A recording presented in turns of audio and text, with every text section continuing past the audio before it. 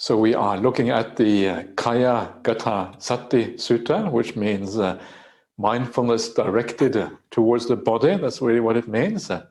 And we have just looked at the first of 6 different aspects of this sutta.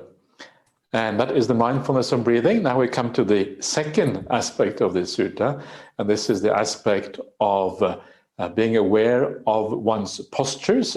Yeah, this is what comes up next. So I'll just read it out and I will just briefly discuss this afterwards. So furthermore, when a mendicant is walking, they know I am walking. When standing, oh, it's already in the right place. Yeah, a bit further down. Yeah, that's it.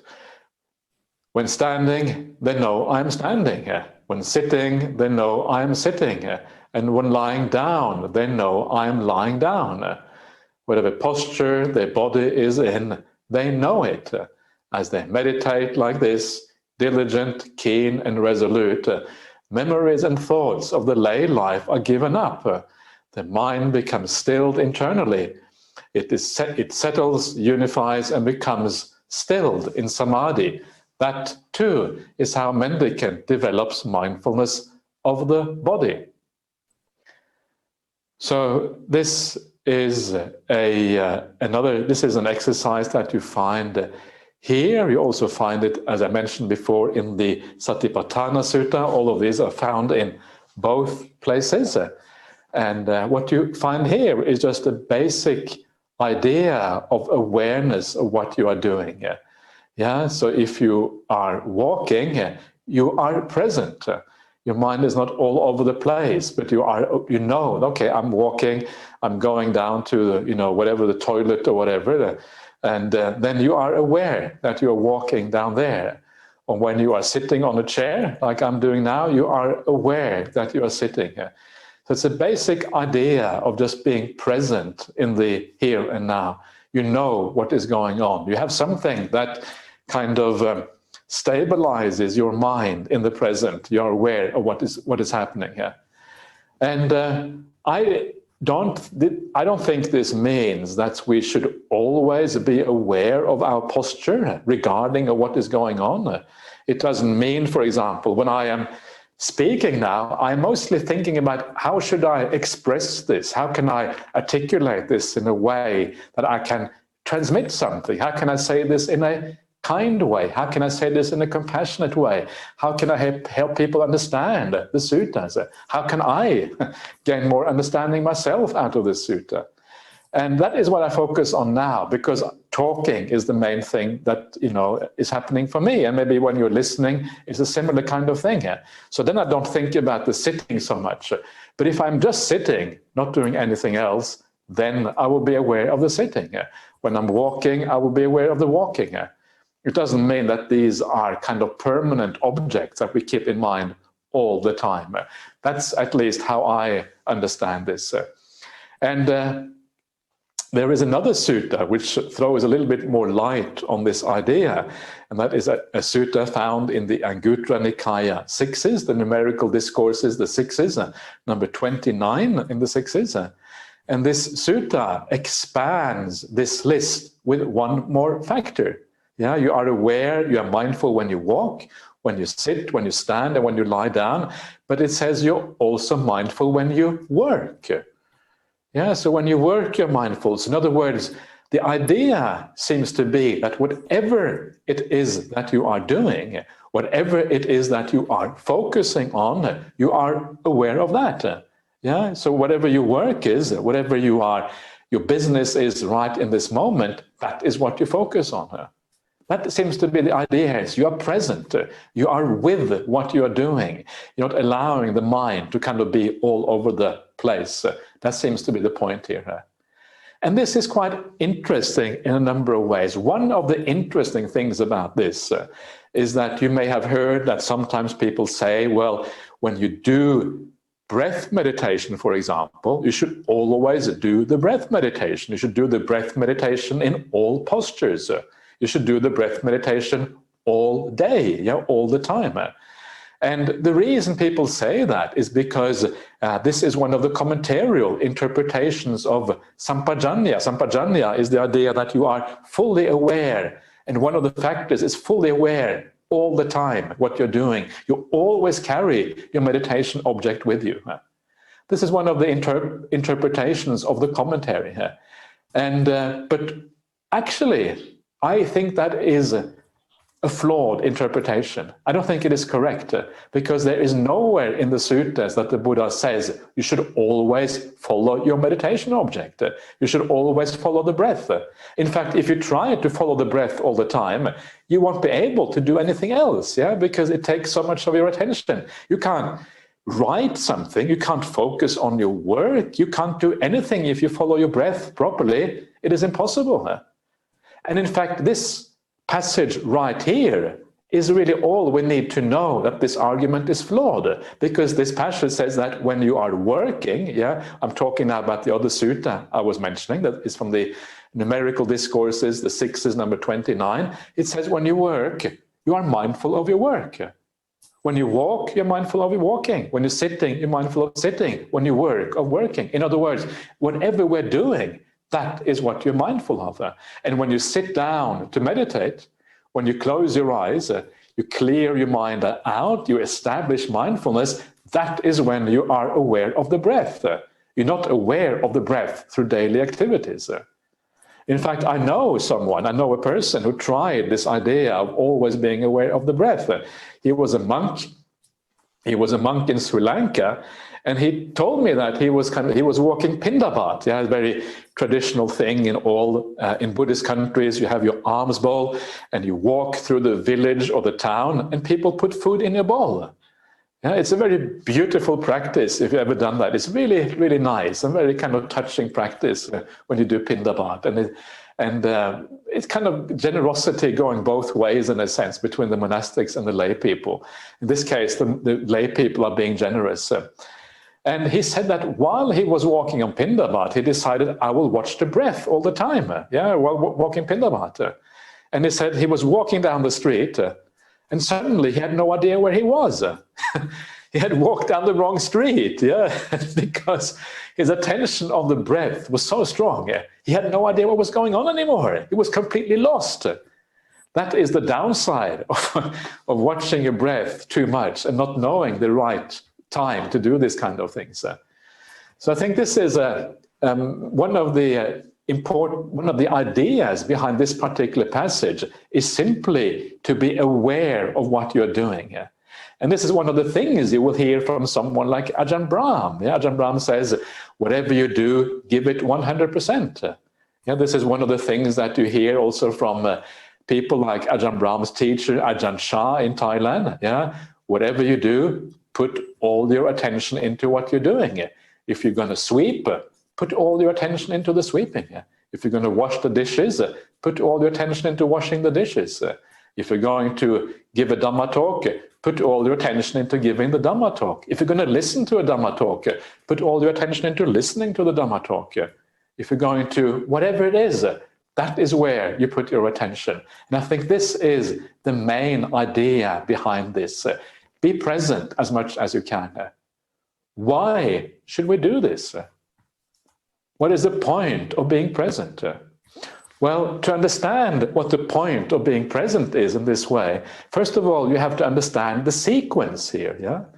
The sequence here is that this thing that we are looking at now, being aware of walking when you're walking and all of that, it actually belongs before the mindfulness of breathing.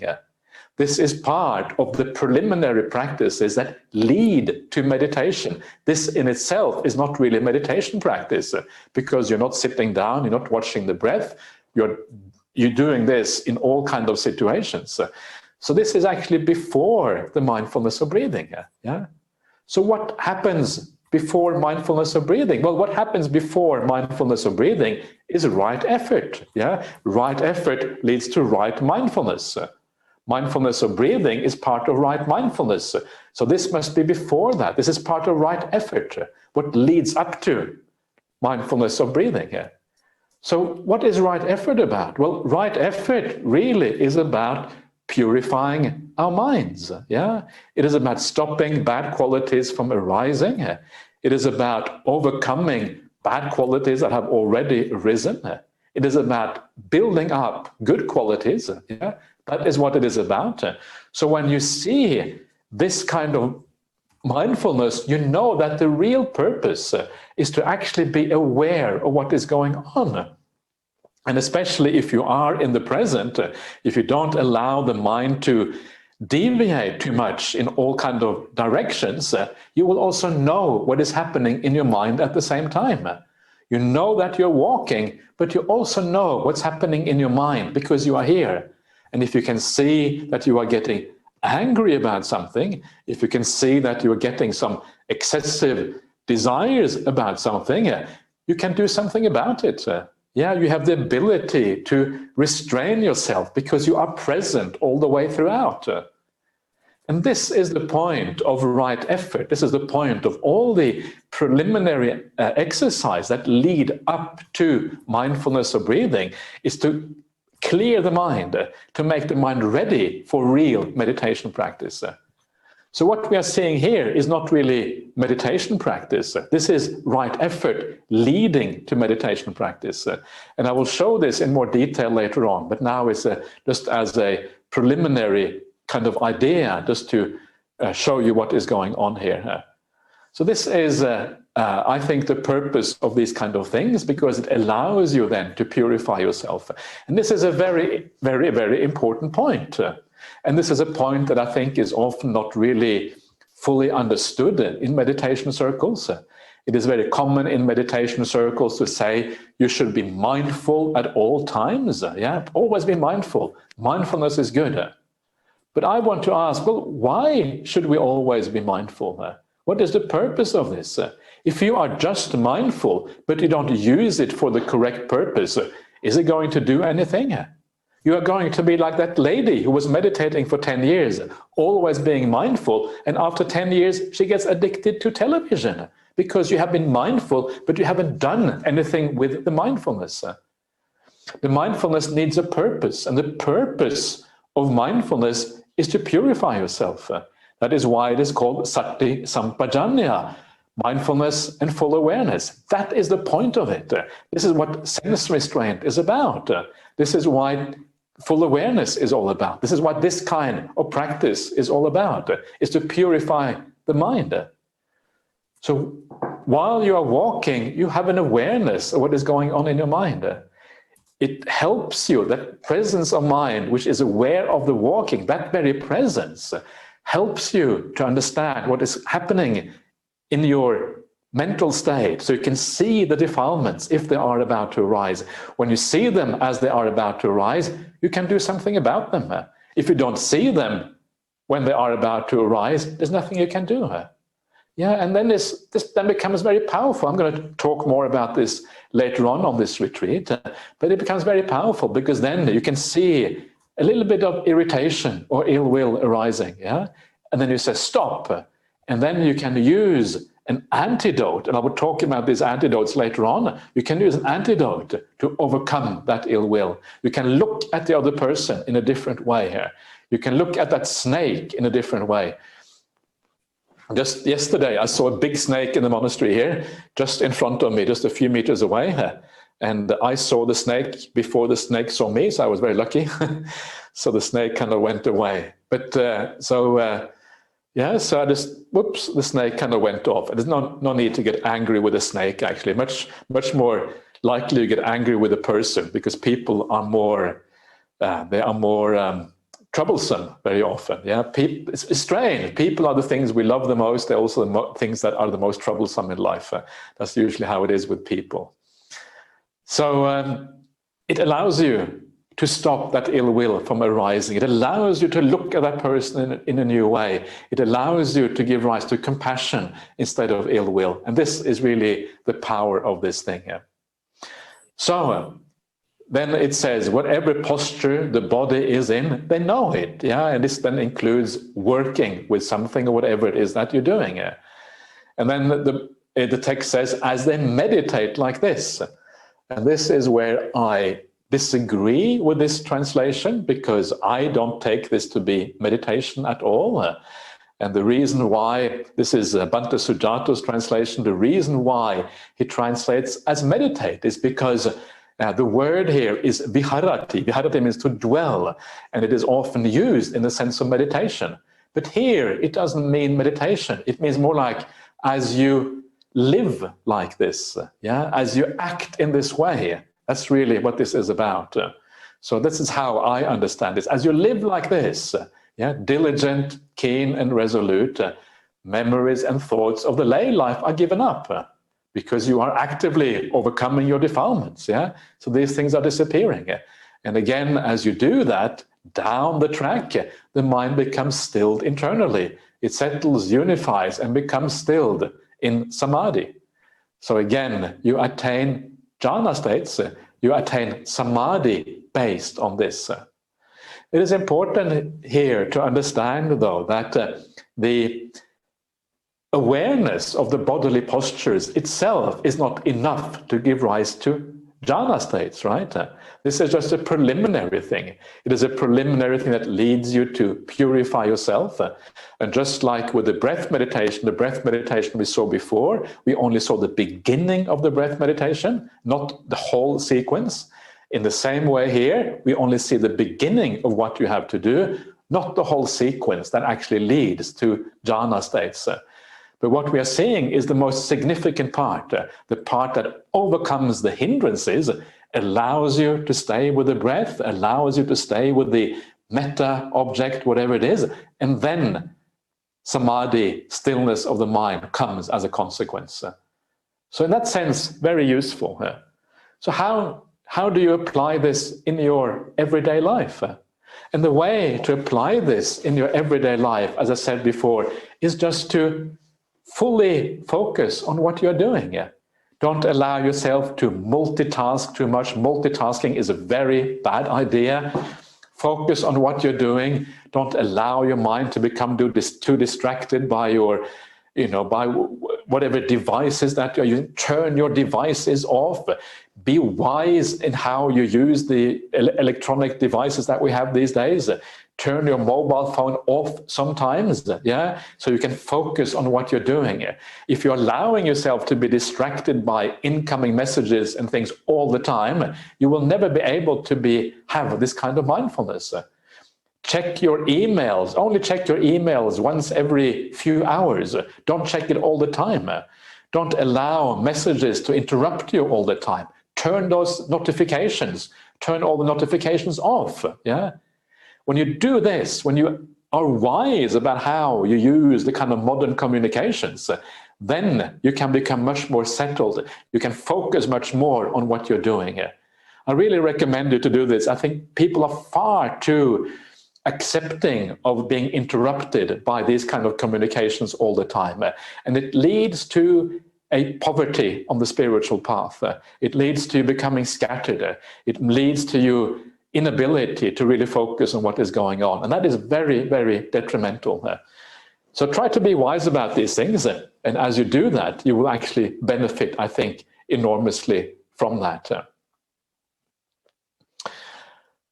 So that is the little passage on the postures, the 4 postures. And this passage belongs in this sutta. It belongs before the mindfulness of breathing, but it belongs right here. It is part of the kaya gata sati, the mindfulness directed to the body. It does not really belong in the Satipatthana Sutta, because Satipatthana is really all about meditation practice proper. Yeah, this belongs before meditation. And I will show you later on during this retreat that the Satipatthana Sutta is actually the way the Buddha taught it and the way we have it now are probably quite different. And this particular part does not actually belong to the Satipatthana Sutta. And I will give you some very, I think, powerful evidence why that is the case. So now we can move on. So we have another 10 minutes before we get to 4 o'clock. Okay, good. Just trying to understand, remember where we're going for time. So now we come to the third exercise of the Kayagata Sati Sutta. And this here is the one which is about Sati Sampajanya, a very interesting part of the Buddhist teachings, often translated as mindfulness and full awareness. Here it is translated as, actually this is only about Sampajanya. Sati is not part of this one right here. So Sampajanya. And usually full awareness or clear comprehension. Here it is translated as situational awareness. And situational awareness is actually a very good translation for what is going on here. This is quite an interesting passage. So let me read this out for you, and then we will discuss it in a second.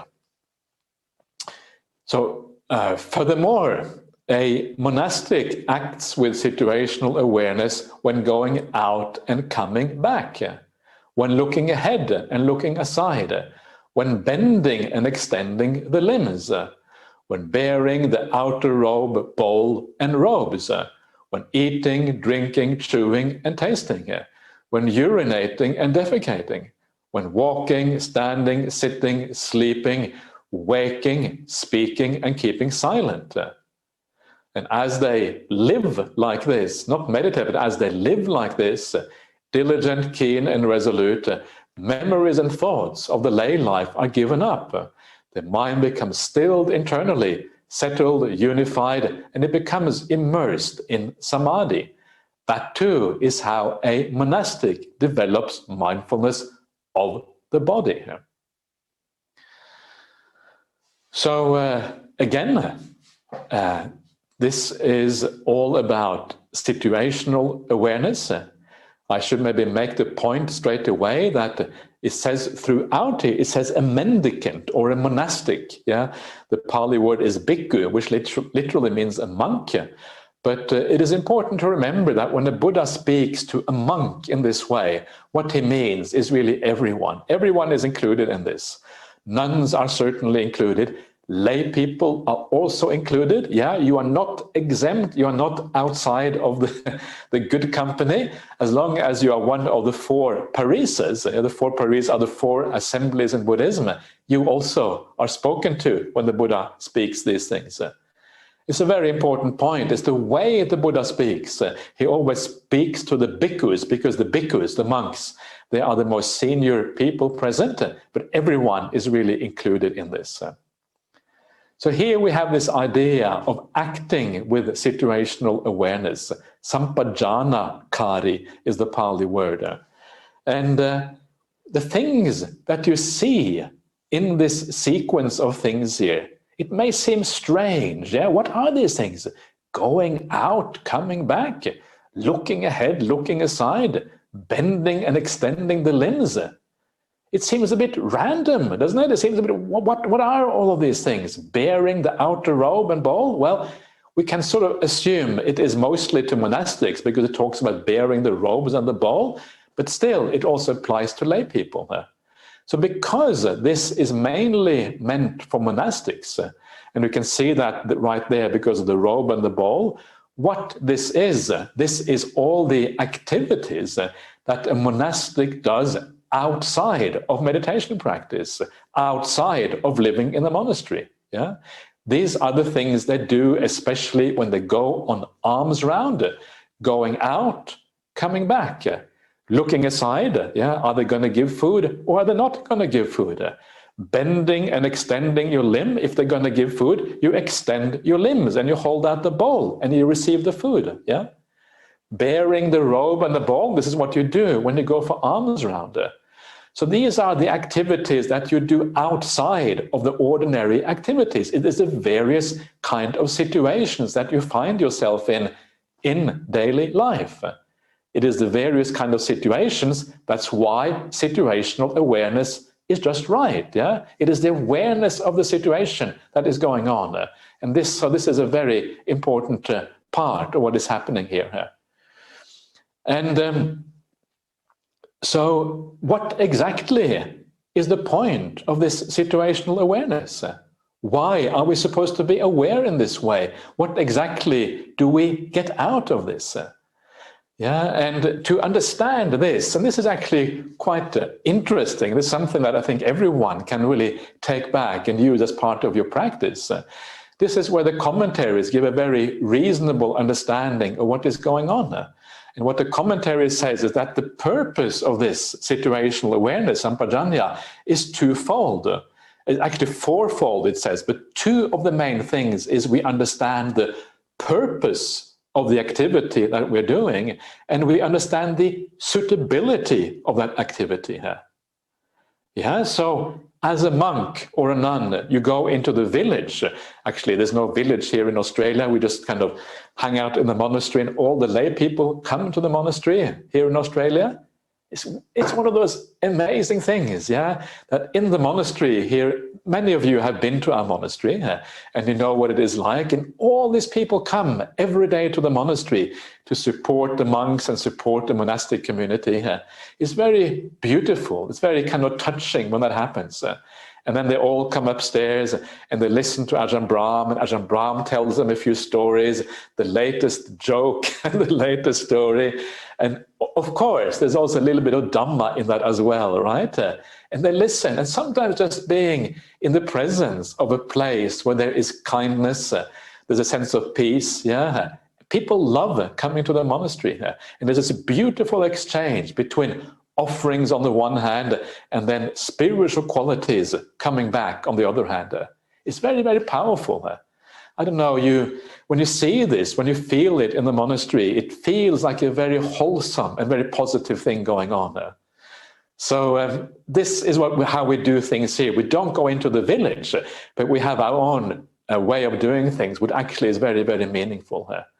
But when you do go into the village, and when you do go an alms round, even in the monastery, you have to, why are you doing it? What is the purpose of what you're doing? And the purpose is to receive alms food so that you can sustain yourself for the rest of the day. That is why you go into the village. You don't go into the village to look at all the pretty girls, yeah, or something like that. You don't go into the village to look at all the advertisements, yeah. Sometimes you have like all these fancy advertisements going on in the village. You don't go into the village to go to the cafe to have lots of cappuccinos or lattes or whatever it is that you get in the cafes. You go to the village to get your alms food. That means that you are restrained because you understand the purpose for where you're going. So you know the purpose of why you're doing things. You're looking ahead and looking aside. You're not looking aside to see something beautiful. You're looking aside to see if people are ready to offer alms. Yeah, you're stretching out your arms, not to touch someone inappropriately. You're stretching out your arms to receive alms food. That is what you're doing. So all of these things are done in the right way. You bear your robes and the bowls in the right way, in an appropriate way, well covered in body, and all of these kind of things. The purpose, you are aware of the purpose all the way through. You're also aware of the suitability. Yeah, if there is some kind of festival going on in the village, and there's lots of kind of amazing things happening in the village that are really beautiful and powerful, there's like whatever it might be, maybe that's the wrong day to go for alms food in that village. You go to another village. You do what is suitable. Yeah, you look at your robes. Is this robe suitable? Am I wearing this robe because it's a good robe, or am I wearing it because, yeah, this is the best kind of cloth. I only want the best robes. Yeah, no one can give me any junk. I want the real deal.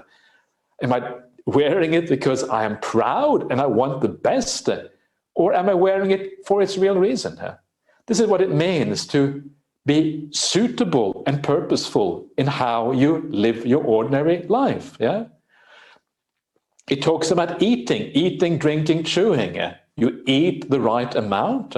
You are mindful of what you're doing. You don't feel bloated all of a sudden and really overfull. You know what's going on. Yeah, you are aware when going to the toilet. That's kind of an interesting one. I'm not sure. I've always wondered exactly what that means. But, you know, what I think it means, I don't really see any very clear reason why you need to have a lot of clear comprehension with going to the toilet. I mean, going to the toilet is just going to the toilet. Yeah, it's kind of whatever. But I think it is there because it reminds you of the human body. This is the nature of the human body. This is what it's like to have a human body. You have to go to the toilet all the time. It is not something that we are proud of. Yeah? It is not something that we really talk about because it is considered slightly yucky, slightly disgusting. This body creates all of this yucky stuff. Not something that we want to talk about. So it reminds you of the body. It gives a clarity about what the body actually is like. And when you do that, of course, again, it reduces defilements. You have a suitability and purpose going on there. Then you have the next one here is clear awareness when walking, standing, sitting, sleeping, waking, speaking, and keeping silent. You speak for the right reason. You keep silent for the right reason. Yeah.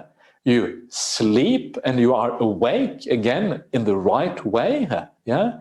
And as you do that, you know what is suitable. You know the right amount of sleep, the right amount of being awake, the right amount to speak. You don't speak too much. I am just about to speak too much because I'm going over the time. So,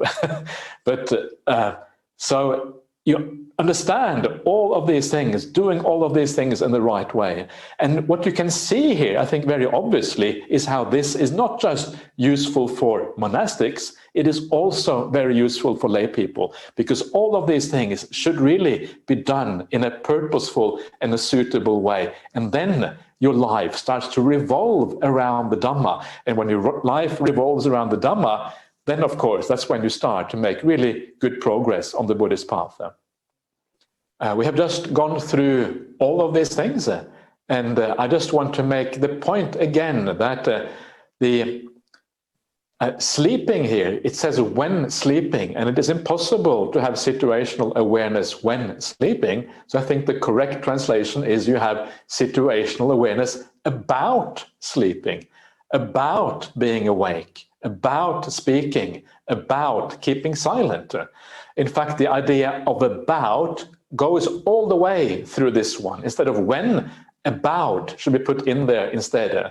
So you have situational awareness going back to the beginning now. You have situational awareness about going out and about coming back, about looking ahead and about looking aside, about bending and about extending the limbs, about bearing the outer robe, bowl, and robes, about eating, drinking, chewing, and tasting, about going to the toilet, about, and all of these things. So it's all about, it's about, yeah? It's about, which is the critical thing here. In other words, you know about the activity that you're doing it in the right way. It is not so much, as you were suggesting before, that you have awareness at all times, necessarily. It's good to have awareness at all times because the previous one is saying that. So you have awareness what's happening in your mind. But here it is more a broad idea that you know, am I doing this for the right reason? Should I really go to the casino? Is going to the casino a good idea? Or should I not go to the casino? Should I, on the internet, should I watch these things on the internet? Or should I not watch these things on the internet? Is this a good idea or is it not? Etc., etc. You understand, in other words, what gives rise to good states of mind and what gives rise to bad states of mind. If you spend too much time on social media, you probably get angry because there's so many bad stuff going on social media. There are all these trolls out there and people giving you a hard time and people shouting at you and doing bad things. So sometimes you just leave out the social media and the internet and live a more simple kind of lifestyle so that you can have more peace of mind and you can have less troubles in your life. So this is very useful for lay people and for monastics alike. Yeah, you do things in the right way so as to optimize your spiritual practice. And one of the important things about this passage that I haven't mentioned yet is that this passage too belongs before the mindfulness of breathing, both this one and the previous one about the 4 postures, both of these are preliminary things that go before mindfulness of breathing, before satipatthana practice. If you look at the suttas, in many places you have what is called the gradual training, one thing coming after another, yeah? And in that gradual training, sampajanya, clear awareness, situational awareness, the thing that we are looking at now, always comes before satipatthana practice, before mindfulness of breathing here. This is a way of helping you to prepare the mind to be ready for meditation practice. Yeah? This is very, very, very interesting, and I think very important to understand, because what this means is that if you take this as a preliminary practice, then you start to wonder, well, why then is this part of the Satipatthana Sutta? If it is prior to Satipatthana Sutta, how can it be inside the Satipatthana Sutta? What is going on here? And the answer is, and this is what I was talking about before, the answer is that some of these things have been added to the Satipatthana Sutta at a later date. The more you see kind of all the evidence in the suttas, the more clear this becomes. So this should really be taken out of the Satipatthana Sutta, put into a preliminary practice together with the 4 postures, and then we can start to understand how this unfolds. Yeah, you purify the mind through situational awareness by being aware of the 4 postures, understanding the content of your mind, countering the defilements of the mind, until the mind is ready for meditation practice. And then when you start meditation practice, that is when you are doing satipatthana. That is what satipatthana is all about. It's about sitting down, being aware of the breath, doing mindfulness of the body, any kind of meditation that you want to do. That starts only then. And this I think is very significant. It means that, you know, the thing that we are looking at now is not really called meditation at all. It is not part of meditation. It is part of a preliminary practice. And this idea that we very often have in Buddhism, that we do meditation in daily life, yeah, it comes from this. This is where it comes from. But it turns out to be wrong. It does not belong in meditation. It belongs prior to meditation. And this changes our attitude a little bit to the path. These things are still important, but they are important in a different way. They are not meditation practices in their own right.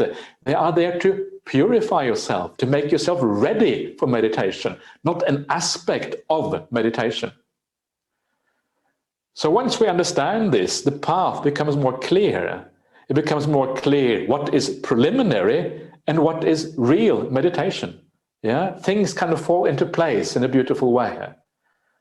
So I think it is possible that for some of you this may not have been very clear because it is a little bit involved, but I will come back to this later on during this retreat.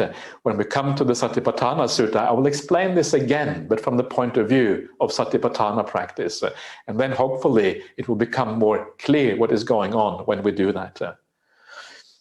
And then, as you says here, as you meditate, in other words, as you live in this way, I'm still on the same paragraph, diligent, keen and resolute, your memories and thoughts of the lay life are given up. In other words, you are giving up those defilements and attachments that most people have in their life. And because you are giving that up, then down the track, after practicing meditation, then you can achieve samadhi as a consequence. Samadhi becomes possible. You become internally still, settled and unified, and then samadhi happens because of that. This too is how a mendicant develops mindfulness of the body through this idea of situational awareness. So I hope you are okay with that. I apologize a little bit for being a little bit too technical sometimes, but some of these things are actually very interesting. And I think if you hang in there, and especially when we come towards the end of the retreat, the last couple of days, these things will become much more clear what is going on. It's about getting the sequence right. It's about understanding what we actually have to do to make meditation work. And when we understand properly what it is that we have to do, then meditation will actually work. Yeah? Remember, the name of this course is Learning Meditation from the Buddha. This is what we're trying to do. We're trying to come back to what the Buddha actually was talking about. This is the purpose of all of this. And so by doing this, to have more clarity about the path, this is really what this ultimately is about.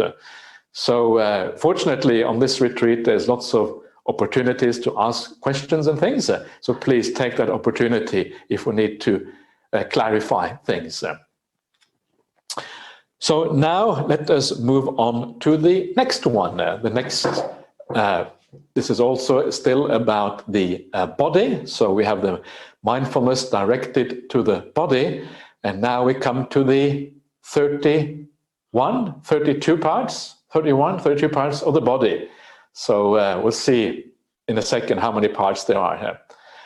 Furthermore, a monastic examines their own body, up from the soles of the feet and down from the tips of the hairs, wrapped in skin and full of many kinds of filth.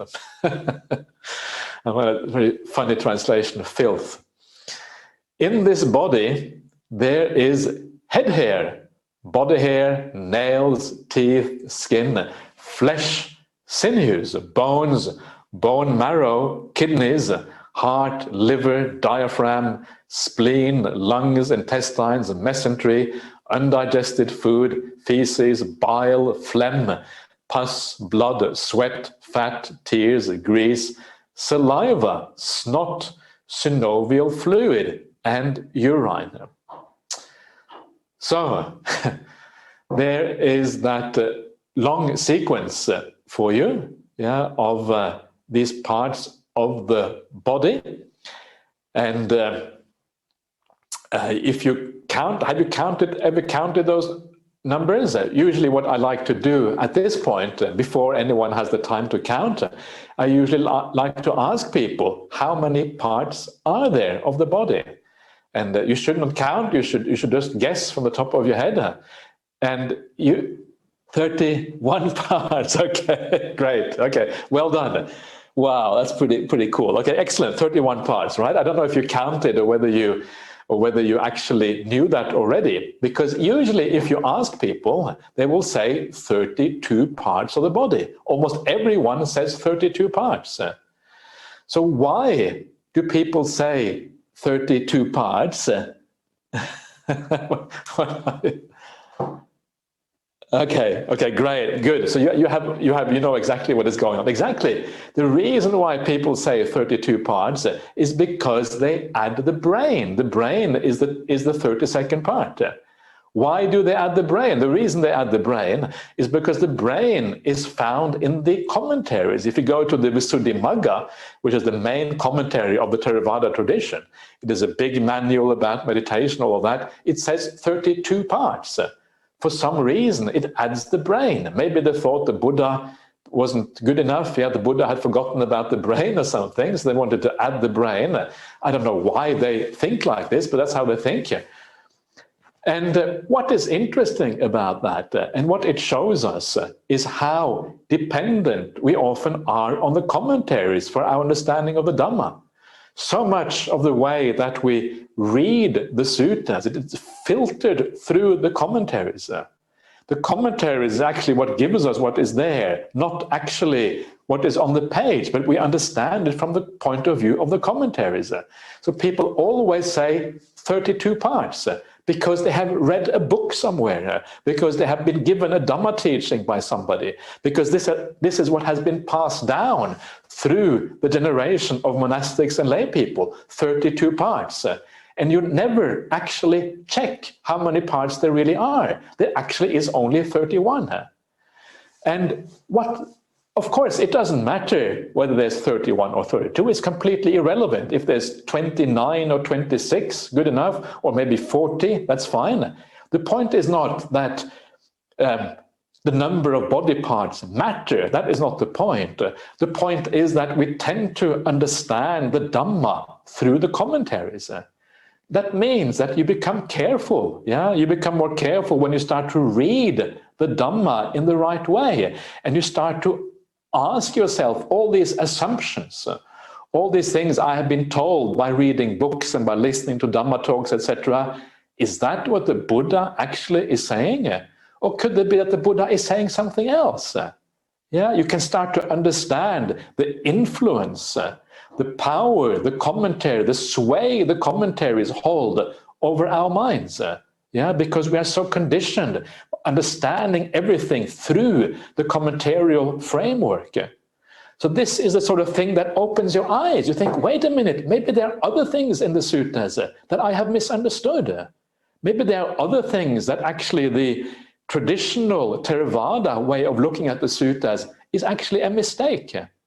And of course, the answer is yes. There's plenty of things that are mistaken in the Theravada tradition. And I will point out at least one such thing right away. This is why I'm making so much of this, because I want to point out one such problem right here in this very passage. Yeah, so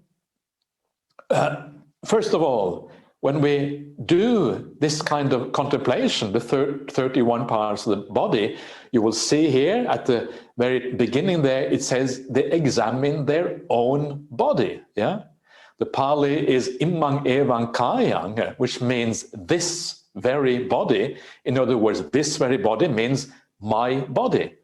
This is a very important part. So if we are going to do the 31 parts of the body contemplation that we have here, we should always refer to ourselves, yeah? Because this is where the problem starts. It starts with attachment to our own body. There's a very interesting sutta in the Anguttara Nikaya, I think it's in the 7th or something like that, and it talks about how it is that we get attached to other people. Why is it that you are interested in having a boyfriend or a girlfriend? Why is it that you think a woman or a man is attractive? Where does that come from? And this sutta says it is because you find your own body attractive, first of all, because of your attachment to your own body, your own gender, to your own identity. That is why you get attracted to other people. The problem starts here. It starts with yourself, with who you are. And that's why when we do these kind of contemplations, we should always start with our own body, first of all.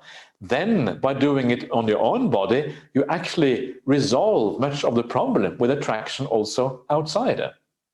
So you start with your own body. You go from the soles of the feet to the tips of the hairs. In other words, everything, yeah, everything that is part of this. Wrapped in skin, this gives us the limit. It is only the physical body we're looking at, nothing more. Full of many kinds of filth. This is asuchi. This literally means impurities in the Pali language. And you can see why, yeah, when we look at all of these things are not things that we find very attractive, yeah. Kidneys and heart, yeah, liver, diaphragm, it's all there, but it's not something that we find attractive in a human being. It is, I always like to say, if you take the skin off a human being is not very interesting anymore. Without the skin, it's not the same. And a body without the skin can be quite kind of repulsive. And I mentioned this before many times, but there was one of these famous German people. He had this thing called Körperwelten, which means the world of bodies. His name was Günther von der Hagen, and he would take the skin off dead bodies, yeah, and then he had a special way of preserving the body. So after the skin was taken off, the body was preserved, and you could see all of these bodies without skin.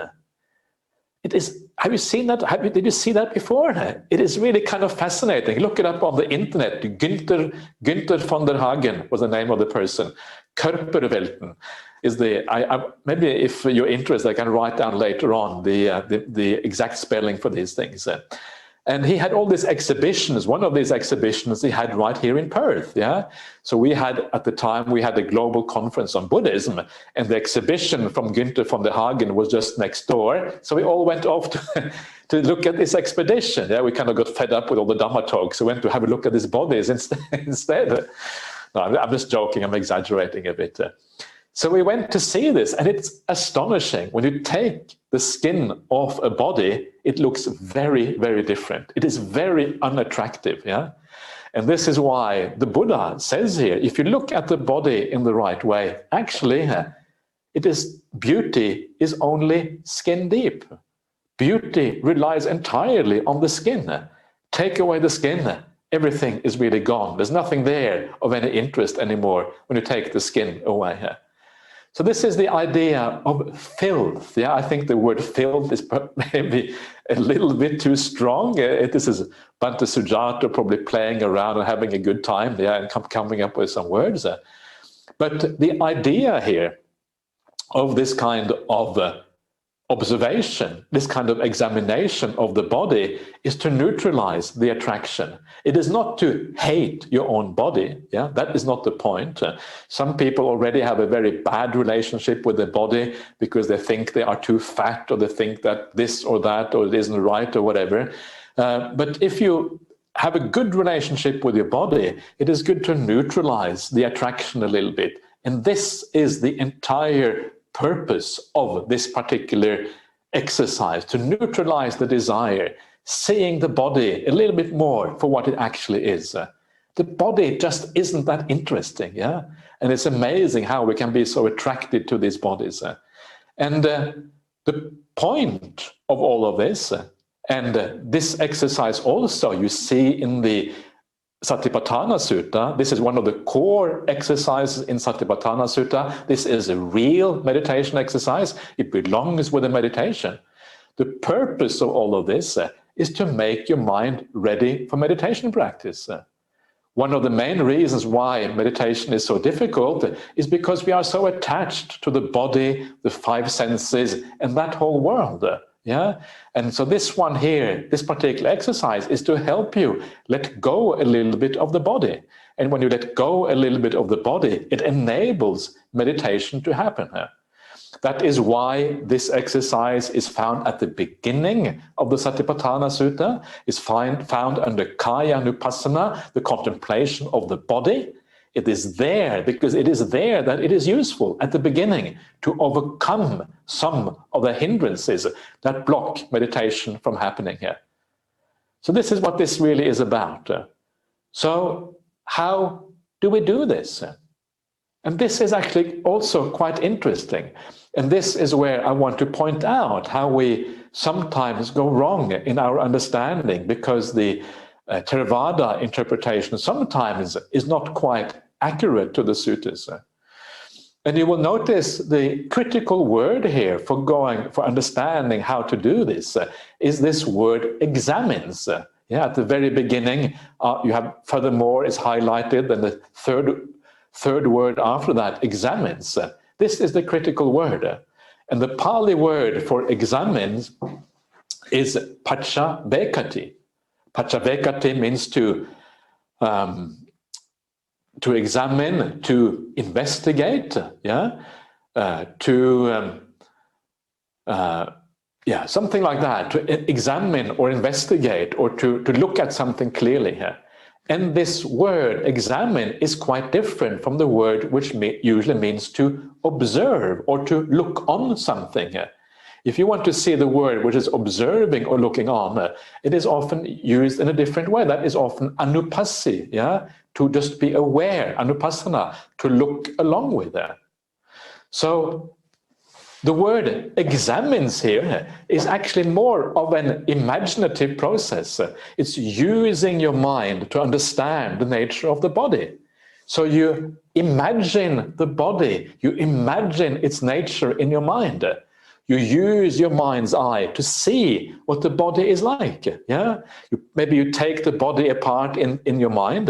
You remember that, okay, here, oh, skull. I can feel the skull is right here. Yeah, right. people think skulls are scary, but we carry skulls with us all the time. The skull is right here, for goodness sake. Skull is here, okay? Heart is here, in the middle here somewhere. Maybe the liver is a bit down here. You have lungs on both sides, yeah? It's right here. And so you use your imagination to understand the nature of your own body. This is what examination means. And so this is how you do this exercise. It's basically an exercise in imagination. Now that is a very important point, because one of the strange things about the Theravada tradition is that the idea that everything has to be seen directly. Everything is about direct seeing. Yeah. So you are watching the breath. Well, when we watch the breath, that is direct seeing, because you're actually watching something in action happening right now. But then the Theravada tradition says that all of these exercises are about seeing things directly. Yeah, so seeing these parts of the body directly. And because that is what they say, they argue that to be able to see the parts of the body, you have to use the light of samadhi to penetrate inside your body and actually see these things as they really are inside of your body. Some of the very famous meditation traditions, actually argue that this is how you do this kind of meditation practice. Everything is about direct seeing. But actually, what we see here is that this is wrong, because the word pachavekati does not mean direct seeing. It means imagination, understanding what is happening inside of you through an act of imagination. So this is an alternative way of doing meditation practice, right? Meditation is not all about direct seeing. It is not all about direct insight into the nature of reality. In fact, insight does not always happen by seeing things directly. Insight can happen in many different ways. It can happen through an act of imagination. It can happen through an act of inference, after the fact, understanding what is going on. That is another way of achieving insight. So what this means is that meditation is much more diverse than what you sometimes get the feeling in meditation circles. It is true, it is about direct seeing, it is about observing directly what is going on, but that is only one way of doing meditation. A second way is using imagination. This is what we are seeing here. We will see more of this further down, because we come to the cemetery contemplations, all of that. That too is about using imagination. And third, it is about using not direct seeing, but inference. We infer that something is the case, yeah? And this is a third way of doing it. For example, an example of using inference is that when you see that your own body consists of 31 parts that are not very attractive, you infer other people's body too have 31 parts. It's logical, right? It's very hard to avoid that conclusion, but it is not direct experience, because you don't directly experience the bodies of others. It is an inference that you make based on your own experience, based on seeing dead bodies, based on reading books that show you the parts of the bodies, all of this kind of thing. Three ways of doing meditation practice. This goes against the standard Theravada way of thinking about meditation. And for that reason, it is very significant to understand this difference. Meditation is not just about direct seeing. It is much more broad than that. And this right here is an example of that. So again, I am making this point, and I'm kind of making a lot out of it, because it is important to understand how trapped we can be by tradition, how trapped we can be by commentaries, when the reality actually turns out to be quite different from what we think. This is one such example. Okay, let us look at the simile. There's a simile coming up, just to finish off this one. There's the next paragraph there. And this is the simile. So it is as if there were a bag with openings at both ends. filled with various kinds of grains, such as fine rice, wheat, mung beans, peas, sesame, and ordinary rice. And someone with good eyesight were to open it and examine the contents. These grains are fine rice, these are wheat, these are mung beans, these are peas, these are sesame, these are ordinary rice. And in the same way, a mendicant examines their own body, up from the soles of the feet, down from the tips of the hair, wrapped in skin and full of many kinds of impurities. And then it comes the long list of impurities. And as they live like this, or as they, in this case, meditation is more suited word, as they meditate like this, diligent, keen, and resolute, the memories and thoughts of the lay life are given up. The mind becomes stilled internally. It settles, unifies, and becomes stilled in samadhi. That too is how mendicant develops mindfulness of the body. So this simile, it adds a few extra ideas, and one of the ideas here is that, of course, this the content that you are seeing here, the grains, the rice, the wheat, and all of these kind of things, these are not repulsive things. They are just ordinary things. If you see mung beans, or you see sesame, or you see rice, you are never repelled by that. It is not a problem, It is just neutral. You know that they are there, and because you know that they are there, you understand the content of what is going on. And this gives you an idea that the purpose of this exercise is not to be repelled by the body. If you get too repelled, you just end up committing suicide, and then you commit suicide and you get reborn again afterwards. What a waste, right? Don't commit suicide because you are repelled by the body. See the content for what they actually are. It's a neutral kind of thing, and you feel more neutralized when you do this. The mind becomes more even. Instead of becoming repelled and averse and getting all kind of negative states of mind, it evens the mind out because you have less attraction, you have less desire for these kind of things, there's less agitation, less restlessness inside, and you get a beautiful mind state that is ready for meditation practice. That is the purpose of this practice here. Don't take it too far. There is a story in the suttas, which is kind of an amazing story to think about it. It's kind of very strange to really fully understand. This is a sutta which is found in the Vinaya Pitaka. And I know the contents of the Vinaya very well because I've actually translated the Vinaya Pitaka. And one of the stories there, this is a story that is behind one of the rules. And this is the rule about not being allowed to kill a human being. This is kind of the rule that is the background for this. And in this background story, the Buddha started by teaching this kind of contemplation, the asubha, the non-beauty or the filth or the impurity meditation. And then the Buddha went on retreat. And when the Buddha went on retreat, all these monks, they did so much asubha meditation, they get so fed up of the body, they wanted to die. They wanted to kill the body, And then the Buddha came out and said, what's going on? What happened to all the monks? Oh, they all dead because they were too much asubha practice. It's a very strange story, and it's very hard to really understand exactly what is going on. And then the Buddha said, okay, I will give you a different meditation object. And the meditation object the Buddha gave them was mindfulness of breathing. That is the importance of mindfulness of breathing. It is the neutral meditation in the middle.